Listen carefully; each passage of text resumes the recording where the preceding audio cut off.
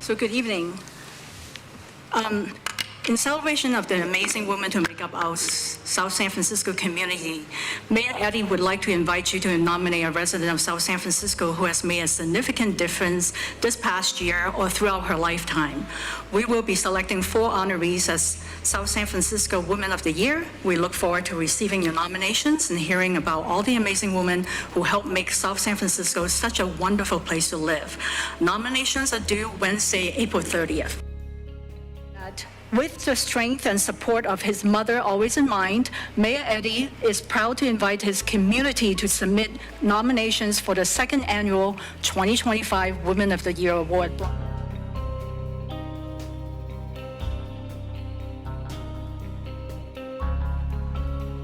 From the data. So there are a total of 47 submissions with a total of 30 women being nominated. And the data confirmed that Cindy did receive the most votes.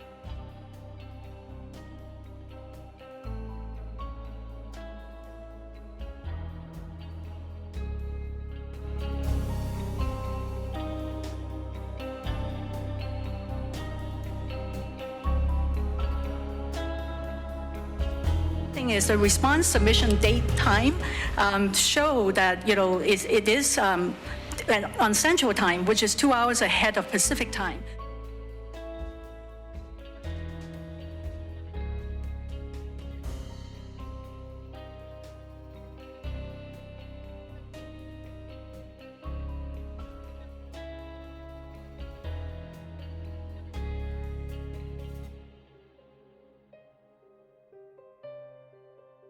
And the due date of the nomination was April 30th, which was, pretty much indicated on the city's website as well as the submission form. And so there were 5 nominations from number 46 to 50 that I have highlighted in the red font here at the bottom, and those were all past the deadline. And however, 3 of those, the last 3, were actually selected as winners. And even though they were submitted on May 1st, within 8 minutes from 9:12 to 9:20 a.m.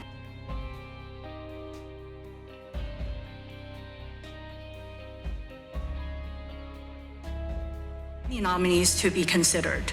3 out of the honorees appear to have been manually input on May 1st, 25th, between 9:12 a.m. to 9:20 a.m., which is 9 hours past the due date set by the city. You can clearly see the format of the time. Yes. Mayor, if I could just make a procedural point.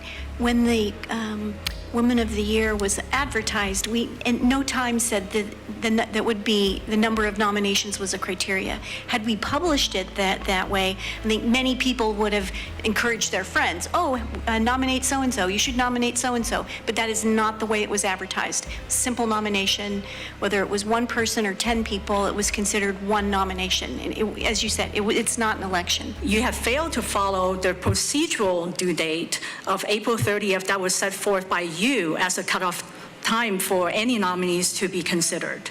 3 out of the honor, you can clearly see the format of the timestamp of these 3 nominees at the bottom of the page, and which looks very different from that of the other nominees above. Based on my years of experience working with Excel and extracting data from other applications to Excel, I concluded that these 3 nominees were manually entered onto the spreadsheet after the actual submitted data had been extracted from open forms application to Excel. In fact, my nominee, Cindy McCopoulos, actually asked me not to waste my time when I reached out to her for a copy of her bio, as brief biography of the nominee was one of the 7 required fields to be completed on that nomination form. Cindy's response was, they choose their own inner circle. So I had to search online for the professional bio since she did not give it to me at all.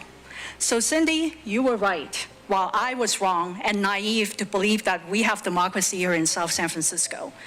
It is a disgrace that women residents don't believe that their event is being run with integrity and fairness.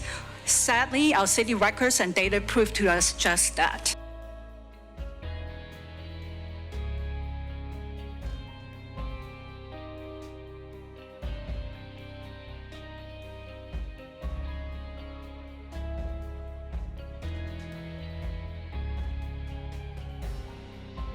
Women of the Year. I think it started when Mr. Coleman was mayor, and then that means besides Mr. Coleman, Mr. Flores. I didn't realize it was an election. Is it an election? Was it ever meant to be an election? And there are no winners. There wasn't a win or lose. This is nominations in terms of getting to know who is in the community, but there's no winners. Right. There was no votes. Every single woman that was selected deserves the right to be Woman of the Year. And I will challenge anyone to stand before me who thinks otherwise. Yes. Mayor, April 30th? Why waste our time and the staff's time on this fake democracy facade? Disrespectful to the women that received that recognition for this to even be a topic of conversation. Next public comment, please.